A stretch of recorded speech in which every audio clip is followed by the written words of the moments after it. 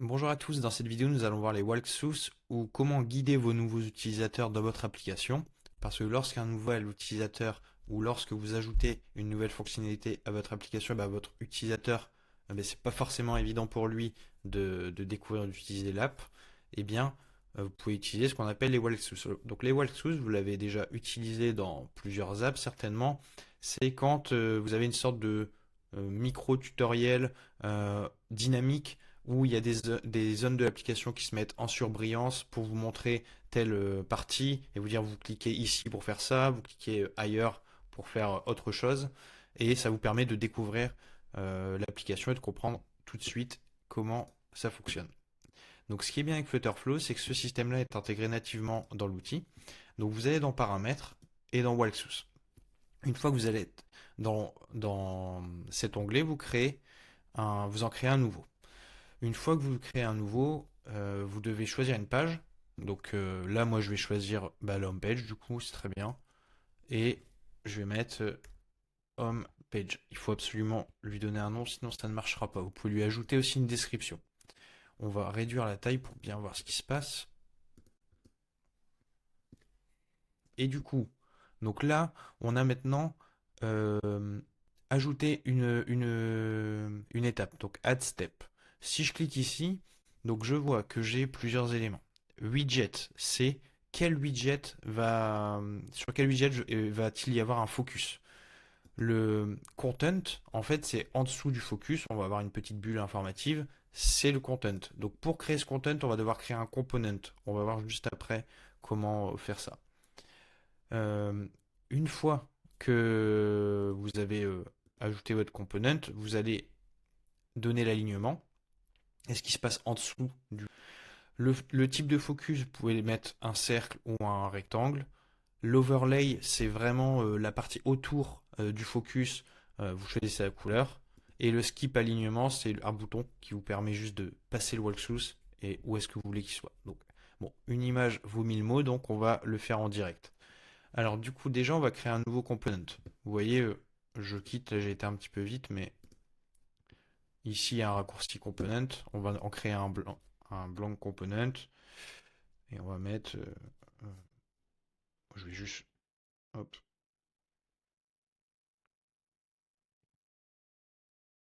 walk component. Ok, voilà. Et mon component, je vais le faire de façon assez simple. Je mets une colonne, un texte. Je wrap tout ça dans un, hop, mince. Alors, je vais wrapper ça dans un container.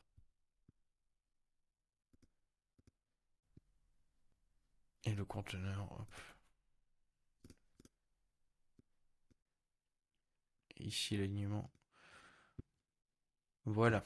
Donc, je retourne sur mes paramètres. Walk source. Je sélectionne mon component, walk component. Au niveau de mon alignement, je vais le mettre bottom et je commence. J'ai pas commencé par le début, donc on va déjà choisir un widget. Donc, je clique sur widget. Ici, je vais sur ma page. À droite, je clique sur le widget sur lequel je veux faire un focus. On va prendre ce widget ici. Je confirme. Je reviens du coup sur on voit que ma colonne est sélectionnée. Vous voyez, quand je passe ma souris dessus, on la voit se met en surbrillance à droite.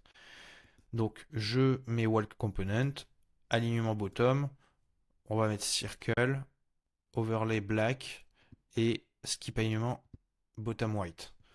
Donc, je vais encore décaler ma vignette. Et on va ici cliquer sur Start Preview pour voir un petit peu la preview. Donc, je clique. Et là, on voit, du coup, j'ai un focus en mode cercle qui se met sur ma colonne. L'overlay, c'est ce que je vous disais, c'est la couleur autour. On est bien sur du noir. Et le skip, il est bien en bas à droite. Ok. Bon, je vais vouloir faire quelques ajustements et j'ai bien un component avec Hello World. Alors là, déjà, ce qu'on voit, c'est que, bon, moi je préférerais que ce soit carré. Donc, déjà, on va changer. Ici, on va mettre un rectangle. Ici, sur le skip, bon, en soi, il est bien en bas, mais juste pour le test, on va le changer de position, voir si ça fonctionne bien. Et on va aussi changer la couleur. Donc, la couleur de l'overlay, on va mettre alternate.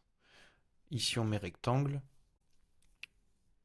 Et skip alignment, ben, on va mettre bottom center. On recommence.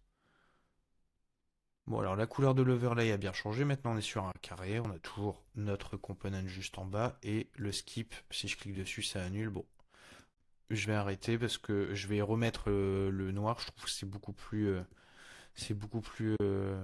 visuel. Ça permet vraiment de faire un focus sur l'élément. Et on va rester comme ça. Maintenant, il y a quelque chose qui me gêne, c'est le Hello World.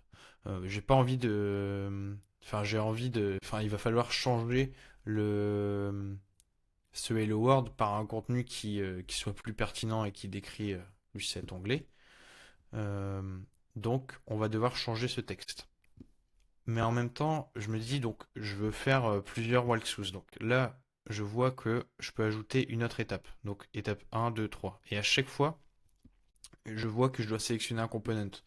Bon, l'idée, c'est pas de créer 10 000 components. Il faut que les choses soient dynamiques. Bon, je supprime celui-ci pour l'instant. En fait, ce qu'on va faire, c'est qu'on va aller sur notre component qu'on vient de créer et on va lui créer un paramètre. Et le paramètre, ça sera juste une chaîne de caractères. Et du coup, ici, on va lui mettre content. Vous allez comprendre pourquoi je fais ça. Je retourne maintenant sur mon walkthrough. Alors, hop. J'ai pas sauvegardé mon... Si, j'ai bien sauvegardé mon paramètre. Ok.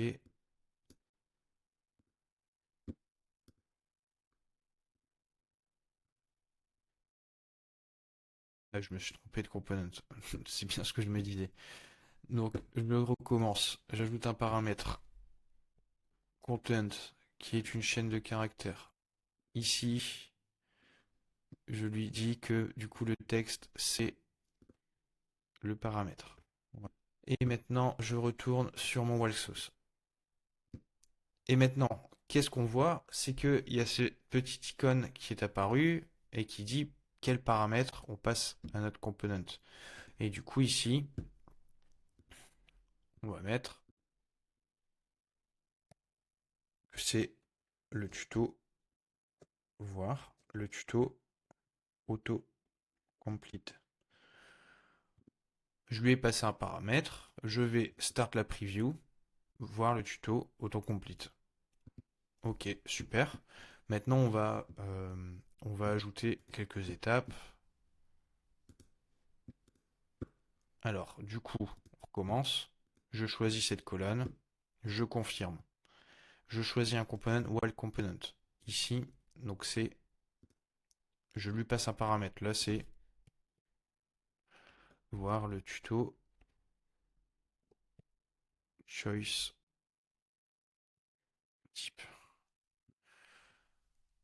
While component, on est rectangulaire, bottom center et bottom. On va recommencer. Ok. J'ai bien mon autocomplete, voir tuto autocomplete, voir le tuto choice type. Hop. On va s'en refaire un dernier. Je vais choisir l'élément, colonne, je confirme, while component, je lui passe un paramètre, j'ai oublié le nom du tuto, voir le tuto, colonne row.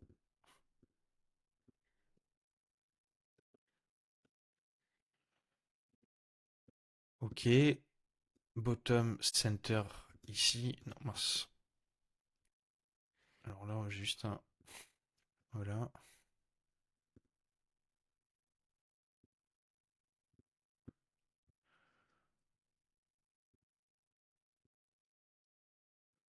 Ok, ok, super. Donc là, ça fonctionne. On a nos, enfin, du coup, on a nos tutoriels, on a nos walkthroughs sur les trois premières icônes. On va en ajouter vraiment un dernier sur cette page. pour expliquer à l'utilisateur comment il peut se déconnecter. Donc j'ajoute une étape. Je vais choisir mon icône ici. Là, je vais mettre le wall component, bottom. Là, on va laisser circle.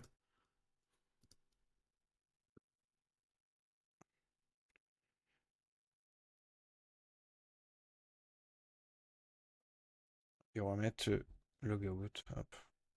Et on va recommencer. Alors du coup, là, j'ai cliqué sur... Je me suis trompé, mais c'est pas grave. Donc là, je lance mon Walksource.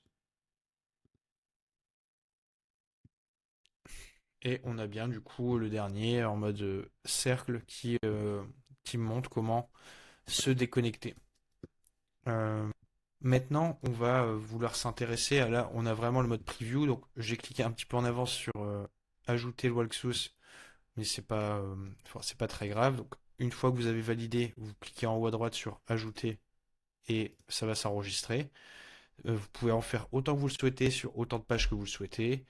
C'est vraiment pour moi une fonctionnalité qui est vraiment pertinente dans Flutterflow parce que ça permet quand même de guider vos utilisateurs assez efficacement et, euh, et de façon intuitive, quoi. Donc là, on va faire un test directement sur l'émulateur pour voir comment ça se traduit sur un test en direct. Alors là, je suis sur ma page d'accueil et je vois qu'il ne se passe rien. Donc c'est parce qu'en fait, on n'a pas déclenché le walkthrough sur la page sur la page une fois que l'utilisateur arrive. Donc on va aller sur la home page, on va créer sur onPageLoad une action qui va déclencher le walkthrough. Ouais, start walkthrough. Et maintenant, on va retourner sur notre test.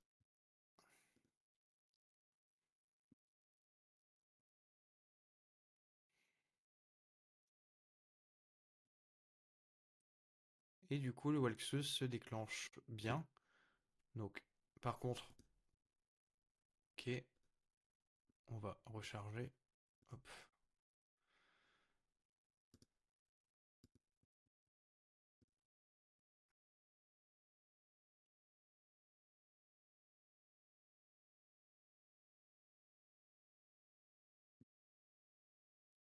Voilà. Et du coup, on voit que quand on recharge, par contre, à chaque fois, ça le redéclenche. Et donc, c'est pas forcément ce qu'on veut parce que l'utilisateur n'a pas besoin de voir un tuto de la navigation à chaque fois qu'il arrive sur une page. Donc, ce qu'on va pouvoir faire, c'est par exemple enregistrer sur l'utilisateur si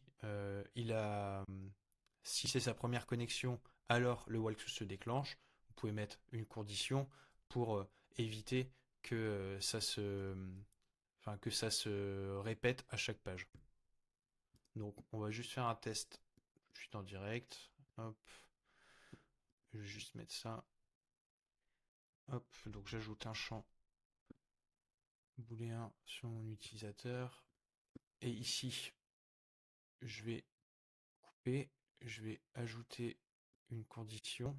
Si, je vais mettre, parce que il sera à nul égale false. Je passe là, sinon, voilà. Et on va update le document Authenticated User. Et on va aller chercher.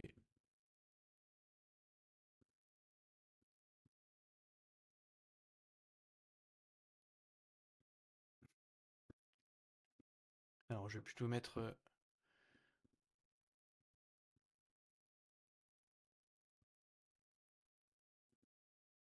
et je vais le passer à true. Voilà. On va laisser comme ça. Donc, je vais juste aller voir cette condition à chaque fois.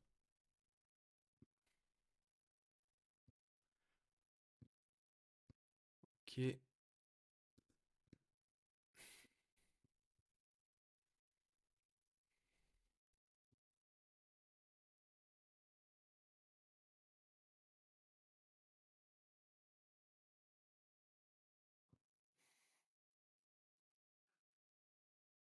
Ok. Hop. Je vais skip.